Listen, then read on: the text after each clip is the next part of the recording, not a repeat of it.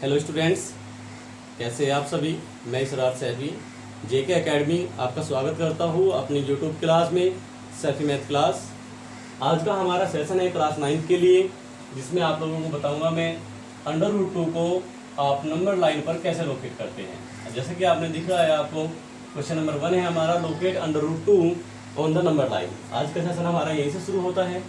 देखिए, सबसे पहले आप लोगों को पता है कि कोई भी हमारी अगर नंबर लाइन खींची होती है तो उस पर हम जो अपने मार्क्स लिखते हैं वो एक सेम डिस्टेंस पे लिखे होते हैं। राइट हैंड साइड पे आपके पॉजिटिव होते हैं और लेफ्ट हैंड साइड पर नेगेटिव। जैसे ये मान लीजिए कि आपने ये यहाँ पर 1 सेंटीमीटर लिया है और इधर भी 1 सेंटीमीटर लेना है आपको। दो डिस्टेंस, हमारी जो डिस्टेंस होती है वो दोनों पॉइंट के बीच में सेम होनी चाहिए। हमारी डिस्टेंस दोनों पॉइंट के बीच में क्या होनी चाहिए? सेम। यहाँ से हम शुरू करते हैं अपने क्वेश्चन को। देखिए यहाँ पर लिखा हुआ है locate √2 on the number line. जैसे कि आपको दिख रहा है 0 +1 +2 डॉट डॉट, आगे भी ऐसे ही होगा और इधर लेफ्ट हैंड साइड में आपके -1 और -2 है। इसके बाद में आप शुरू करोगे यहाँ से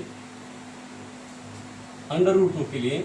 देखिए बेसिकली आपको पाइथागोरस थ्योरम पढ़ाई गई है, उसके लिए क्या होता है अगर आपने ये 1 सेंटीमीटर या 1 इंच लिया है, आप अपनी स्केल से ले सकते हो,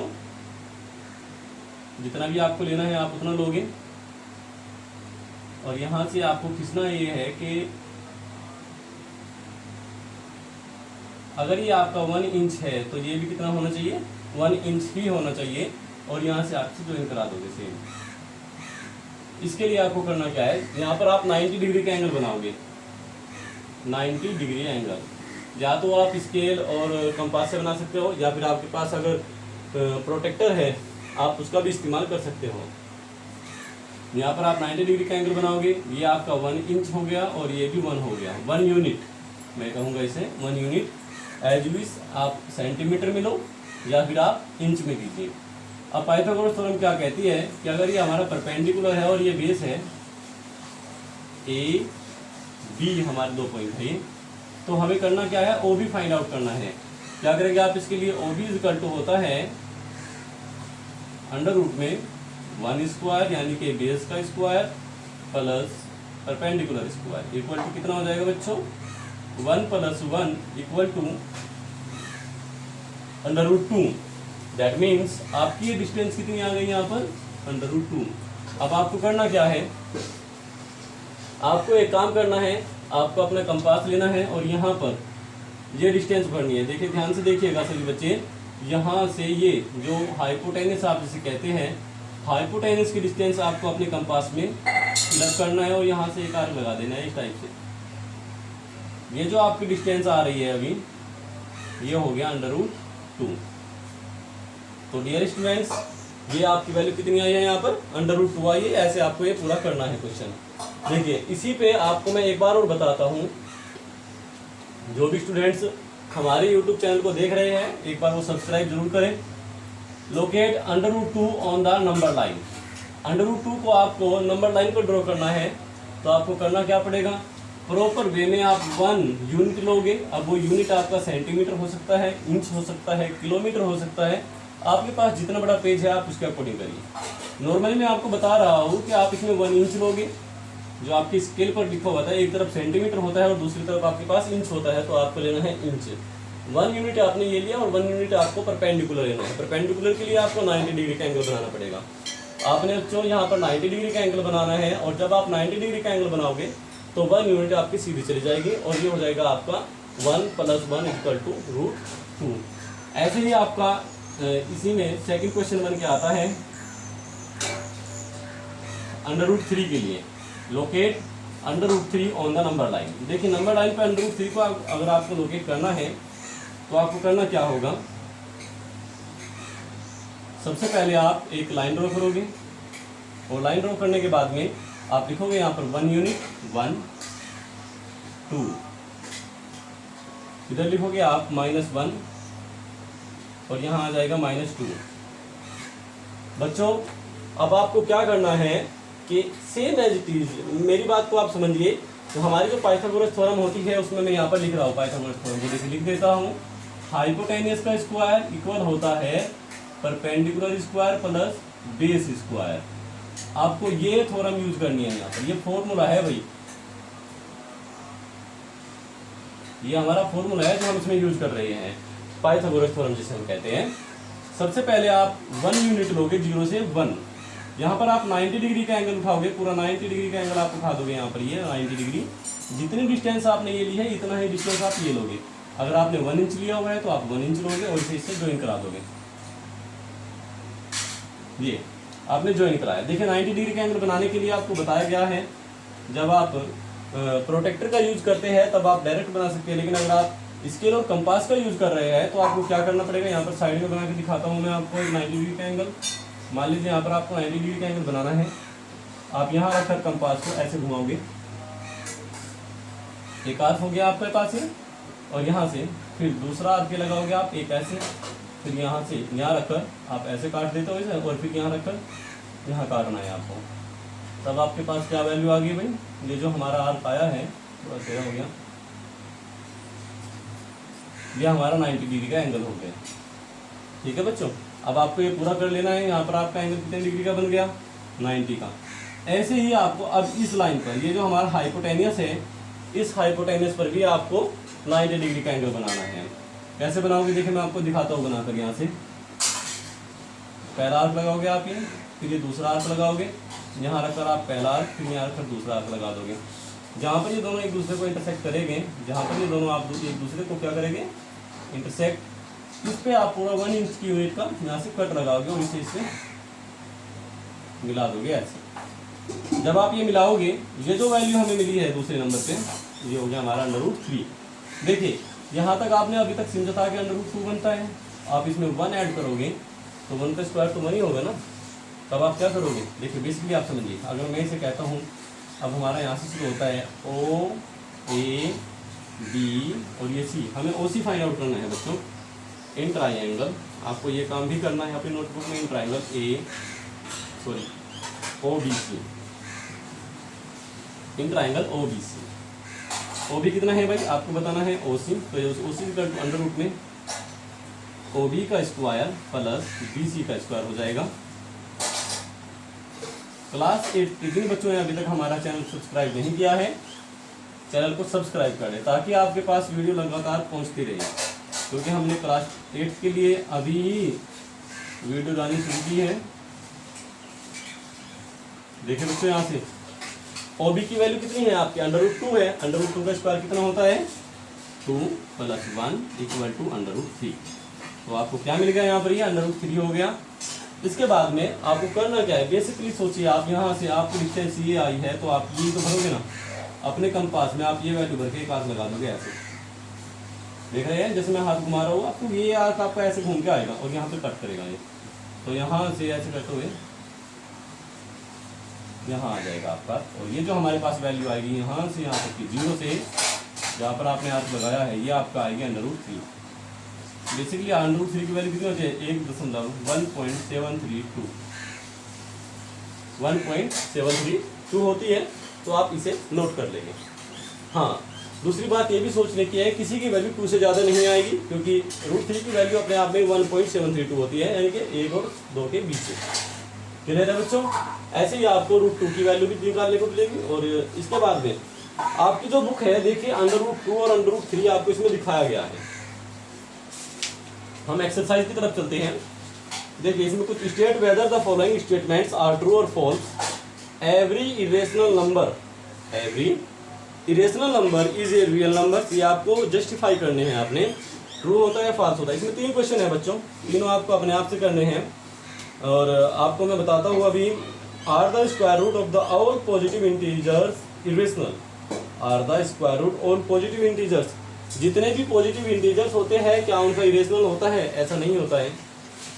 मैंने आपको कल बताया था, इरेशनल नंबर केवल वे होते हैं जो हमारे इंटीजर्स के साथ साथ वो प्राइम नंबर होने बहुत जरूरी है। इरेशनल नंबर कौन से होते हैं, मैं आपको लिखकर दिखाता हूँ। इरेशनल नंबर आपके होते हैं √2, प्राइम नंबर है √2b, √3, √5, रूट में ही आप लिख सकते हैं 7 √11, मतलब प्राइम नंबर होने चाहिए। जितने भी प्राइम नंबर होंगे और अंडर रूट के अंदर आ जाएंगे वो हमारे क्या आ जाएंगे बच्चों, इरेशनल। ऐसे ही आपको बाकी के क्वेश्चन में समझना है। इरेशनल नंबर हमारा हो चुका है और इन्होंने कहा है इफ नॉट, यदि नहीं तो give an example of the square root of the number that is irrational number. कोई भी आप नंबर ले लीजिए। आप मान लीजिए आपने लिखा है क्वेश्चन नंबर आपका मैं बताता हूँ। देखिए स्टूडेंट्स, आपका क्वेश्चन नंबर 1 आपका ट्रू फॉल्स का हो जाएगा, आराम से कर लोगे आप लोग। Every real number is irrational number, every real number is irrational, ऐसा नहीं होता है। जितने भी हमारे रियल नंबर है सारे इरेशनल नहीं है, उसमें से कुछ गिने चुने नंबर है जो हमारे इरेशनल होते हैं। तो ये बात तो फॉल्स है इनकी। आप भी सोचिएगा और अच्छे से ध्यान से निकालिएगा, हो जाएगा आपका ये। Give an example of the square root of the number that is rational number हो हमारा। रेशनल नंबर ठीक है, बहुत सारे नंबर होते हैं। रेशनल की बात हम करते हैं, RATIONAL, rational number. Rational number में आप क्या लिख सकते हैं, आप बात करोगे √4 होता है, 4 का क्या बन जाएगा, 2 बन जाएगा। आप बात करोगे √9, बेटे 9 का क्या बनेगा आपका, 9 का तो स्क्वायर रूट 3 होता है ना भाई, 4 का तो हो गया 2, 9 का हो जाएगा 3। क्या ये रियल नंबर है, रियल भी है ये और रेशनल भी है। ये कह रहा है कि जितने भी रियल नंबर है सभी रेशनल होंगे, ऐसा नहीं होगा, तो ये बात पास होगी। क्वेश्चन नंबर 5 की तरफ चलते हैं। देखिए मैं आपको क्वेश्चन नंबर 5 बताता हूँ। क्वेश्चन नंबर है ये आपका 4, इसमें लिखा हुआ है so how √5 can be represented on the number line. ये आपको 2 तरीके से हो सकता है क्वेश्चन बच्चों, बहुत ही अच्छा क्वेश्चन है, इसे आप अच्छे से कर लेना। इसके बाद में हम करते हैं क्वेश्चन नंबर 5 की मैं बात करता हूँ, यहीं पर ही मैं आपको बताऊंगा।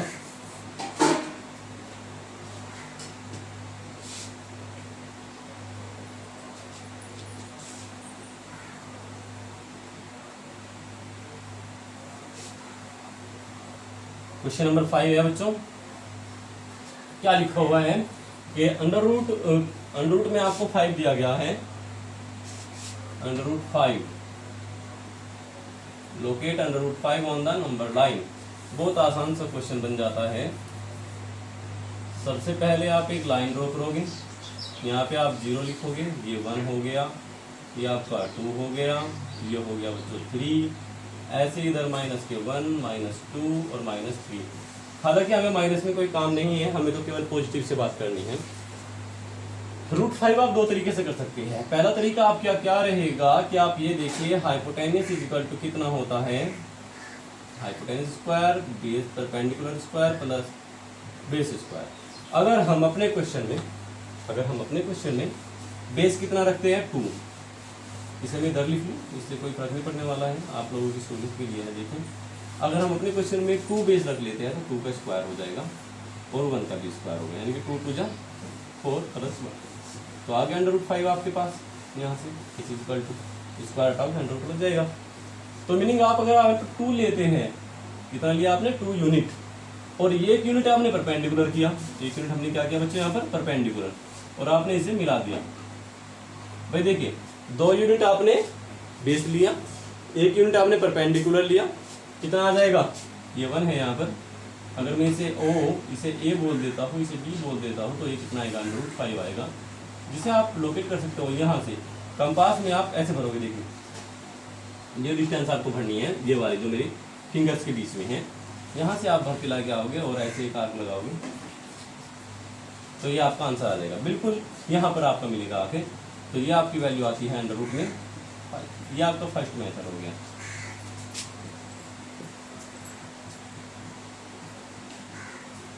फर्स्ट मेथड होता है। ऐसे ही आपका सेकंड मेथड में थोड़ा सा बताने वाला हूँ, उसे देखिएगा। सबसे पहले आप √ की लाइन के लिए आप नंबर लाइन ड्रॉ करते हैं। नंबर लाइन ड्रॉ करने के बाद में आप यहाँ पर 0 लिखोगे, यहाँ पर आप 1 लिखोगे, यहाँ पर आप 2 लिखोगे और यहाँ पर आप 3 लिखोगे। सबसे पहले आप 1 यूनिट ऊपर की तरफ गए, बिल्कुल चले गए जी 1 यूनिट हमने किया अपना, पहला 1 यूनिट हमारा √2 के लिए आता है। फिर आपने यहाँ से 90 डिग्री का एंगल उठाया, ये हमारा √3 के लिए आ गया। अगला आपने उठाया यहाँ से √4 के लिए आ जाएगा हमारा ये। फिर अगला आप उठाओगे और जब यहाँ पे आएगा आपका, ये किसके लिए आएगा, √5 के लिए, √2 से आगे आएगा। डेफिनेटली आपको यहाँ हर एक पर 90 डिग्री का एंगल ही बनाना है।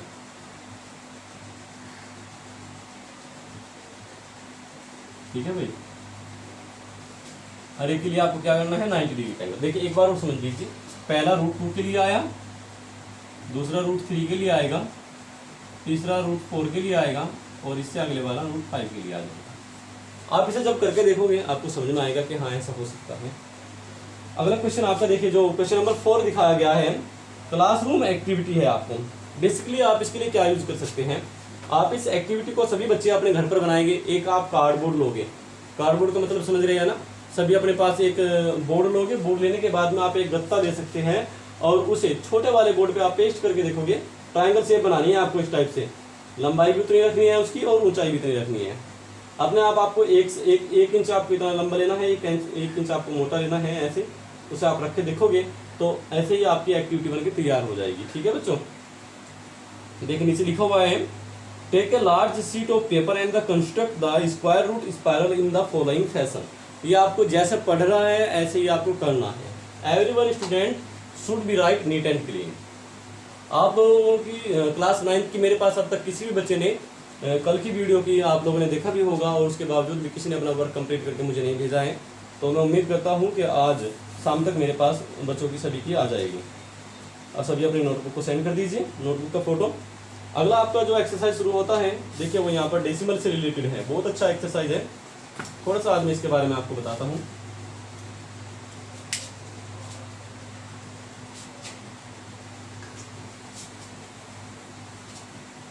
डेसिमल के क्वेश्चन आप लोगों ने सभी ने किए हुए हैं। डेसिमल क्लास 8th में किया है, डेसिमल निकालना, डिवाइड करना आप लोगों से सभी से आता है, तो डिवाइड करने के क्वेश्चन है। देखिए लिखा हुआ है, आप एग्जाम्पल देखिएगा। सबसे पहले मैं आपको एग्जाम्पल से बताता हूँ। एग्जाम्पल नंबर 5 है, आपके पेज नंबर है 9 पर।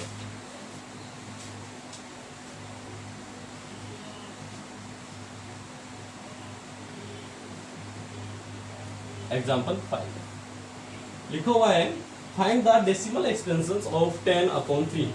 10/3 है स्टूडेंट्स, इसे आपको डेसिमल में कन्वर्ट करना है, 3 से डिवाइड करना है आपको 10 को। 3 3 जा 9, 1 आ गया, पॉइंट लगाओगे, फिर यहाँ पर 0, 3 3 जा 9, 1 0, 3 3 जा 9।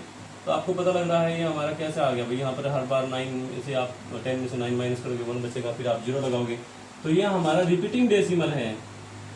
3 बार बार आ रहा है, तो आप क्या लिख सकते हैं, इसे आप यहाँ से हटा के 3, आंसर कितना आ रहा है इसका यहाँ पर 3.3 के ऊपर 12।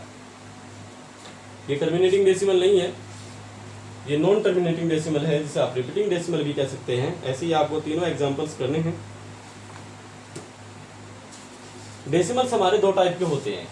पहला होता है टर्मिनेटिंग डेसिमल, जो टर्मिनेट हो जाता है। दूसरा होता है नॉन टर्मिनेटिंग डेसिमल। देखिए आपका अगले पेज पर लिखा हुआ है, जिसे आप रिपीटिंग भी कहते हो। मैं लिखता हूं यहाँ पर टर्मिनेटिंग डेसिमल।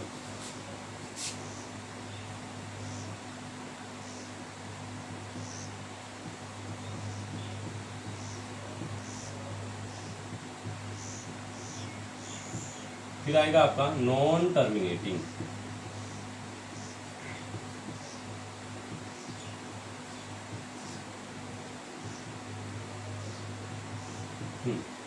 टर्मिनेटिंग डेसिमल्स के एग्जांपल क्या लिख सकते हैं आप। जो आपने अभी क्वेश्चन किया है वो नॉन टर्मिनेटिंग डेसिमल है। टर्मिनेटिंग डेसिमल के लिए आप क्या कर सकते हैं, देखिए मान के चलिए हमें किसी ने कहा कि 7 को डिवाइड करना है 2 से, तो आप क्या करोगे 7/2, 2 3 जा 6, यहाँ पर आप 1 लिखोगे, पॉइंट लगाओगे, एक 0 आ जाएगी आपके पास, 2 5 जा 10, दैट इज टर्मिनेटिंग डेसिमल। और ये क्या हुआ, नॉन टर्मिनेटिंग डेसिमल। समझ में आ गया बच्चों। समझने की बात है। देखिए सबसे पहली बात होती है समझना। अगर आपने अच्छे से समझ लिया है तो आपका क्वेश्चन बिल्कुल क्लियर हो जाएगा खूब आराम से। स्टूडेंट्स आपको एग्जाम्पल नंबर 6, एग्जाम्पल 7 और एग्जाम्पल 8 जरूर करना है अपनी नोटबुक में, क्योंकि बहुत ही अच्छे एग्जाम्पल हैं। देखिए मैं आपको एक छोटा सा एग्जाम्पल कराने की कोशिश करता हूँ। लिखा हुआ है 0 पॉइंट, एग्जाम्पल 7 है, लिखा हुआ है स्टूडेंट्स 0.333 ... दैट मीन्स 0.3 के ऊपर 12%। इसे आपको P/Q की फॉर्म में कन्वर्ट करना है। क्या करोगे आप लोग इसके लिए,